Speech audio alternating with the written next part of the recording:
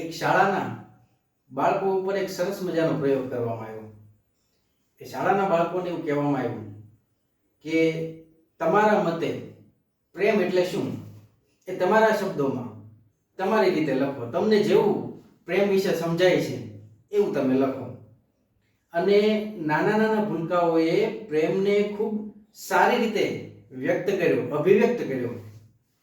એક નાની એકડી ઢીંગલી, એક નાની છોકરીએ તો ખૂબ સરસ વાત લખી કે મારા પપ્પા જ્યારે ઓફિસેથી ઘરે આવે છે ને ત્યારે મારા માટે કંઈક ને કંઈક ખાવાનું લેતા આવે છે, અથવા તો મારા માટે કંઈક ને કંઈક રમકડું લેતા આવે છે. મારા માટે કંઈક ને કંઈક યાદ રાખી અને મારા પપ્પા લેતા આવે છે. આ પ્રેમ છે. એક નાનકડા છોકરાએ લખ્યું કે મારા મમ્મી પપ્પા એ વ્યવસ્થા કરી શકે છે સ્કૂલ બસની અથવા તો રિક્ષાની કે અથવા બીજા કોઈ વાહનની, તેમ છતાં એમણે એવું નથી કર્યું. અને મને સ્કૂલે લેવા અને મૂકવા માટે અમારા જ ઘરમાંથી કોઈ ને કોઈ મેમ્બર એ પોતાનો સમય કાઢીને આવે છે, મને સ્કૂલે મૂકવા આવે છે અને સ્કૂલેથી લઈ જવા માટે આવે છે. આ પ્રેમ છે. એક નાનકડા ભૂલકાએ તો ખૂબ સરસ વાત લખી. એણે કીધું કે અમારા ઘરમાં છાપું આવે છે, ન્યૂઝપેપર આવે છે. એ છાપું સવારમાં સૌથી પહેલા મારા દાદા વાંચે છે ઘરમાં. મારા દાદા જેવું છાપું વાંચવાનું શરૂ કરે છે એ સાથે જ મારા દાદીમાં એમના માટે ચા બનાવવાનું શરૂ કરે છે. આ પ્રેમ છે. પ્રેમ જેવી ગહન જેવા લાગતા એક વિષયને નાના નાના ભૂલકાઓએ ખૂબ સારી રીતે સહજતાથી, સરળતાથી વ્યક્ત કર્યો. મોટા લોકોને જેને વર્ણવવામાં પણ મુશ્કેલી ઊભી થાય એવી વાતોને, એવા વિષયને ખૂબ આસાનીથી રજૂ કરી દીધો. અને એક નાનકડી 8-10 વર્ષની છોકરી, એણે એવું કીધું કે મારી સ્કૂલ બેગના ઉપરના જે 2 ખાના છે એમાં ડાબી બાજુનું જે ખાનું છે એમાં હું દરરોજ એક ચોકલેટ મૂકું છું. મારો નાનો ભાઈ જે છે એ મારા રૂમમાં આવે છે, સાંજે એ રમીને જ્યારે ઘરે આવે છે ત્યારે દબાતા પગલે મારા રૂમમાં આવે છે. એ મારી બેગ પાસે જાય છે, એ ડાબી બાજુના ખાનામાંથી ચોકલેટ લે છે અને છાનો માનો એ ચોકલેટ ખાઈ જાય છે. આ વાતની મને ખબર હોવા છતાં હું દરરોજ એ ડાબી બાજુના ખાનામાં જ મારી ચોકલેટ રાખું છું. આ પ્રેમ છે. નાનકડી આ બાળકીની વાત બીજા બધા છોકરાઓથી કંઈક અલગ તરતી હોય એવું લાગ્યું. આ વાત હું એટલા માટે તમને કહી રહ્યો છું કારણ કે મારે આજે વાત કરવી છે તમને ભાઈ બહેનના પવિત્ર પ્રેમ એટલે કે રક્ષાબંધનની.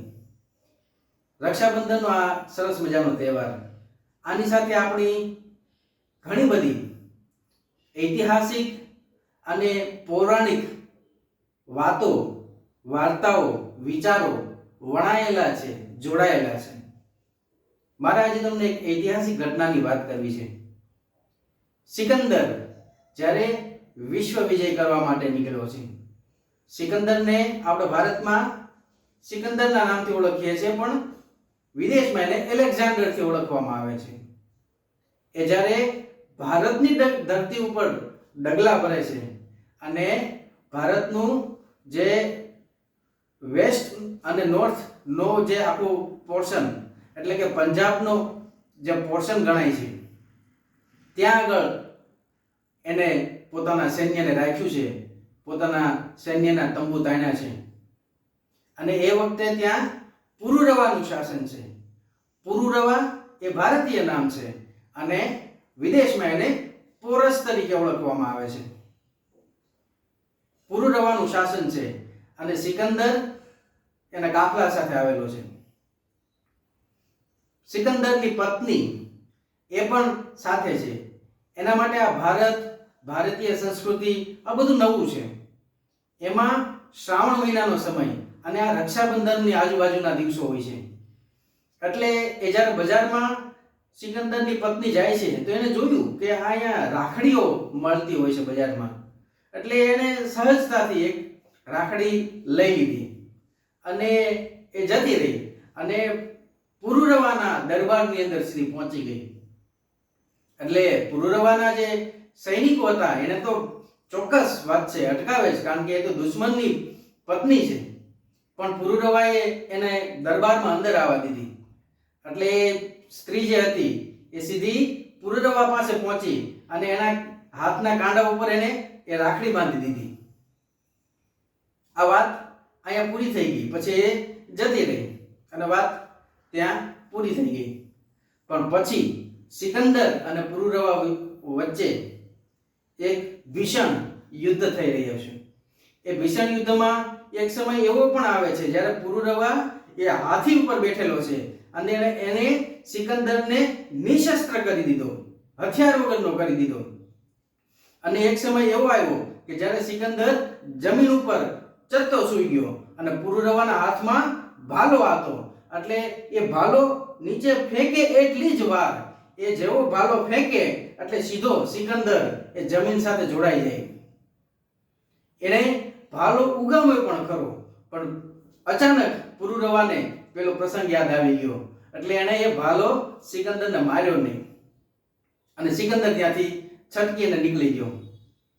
સિકંદરને પોતાને પણ એવું આશ્ચર્ય થયું કે કોઈ માણસ પોતાના દુશ્મનને આટલો અવસર હોવા છતાં, આટલી તક હોવા છતાં એ કેમ જીવતો જવા દઈ શકે. પણ એ વખતે ત્યાંથી નીકળી ગયો અને પછી આ આખી કથા છે જ કે સિકંદરનો વિજય થાય છે અને પુરુરવા એટલે કે પોરસનો પરાજય થાય છે. પોરસને બંદી બનાવી અને સિકંદર એલેક્ઝાન્ડરની સામે રજૂ કરવામાં આવે છે.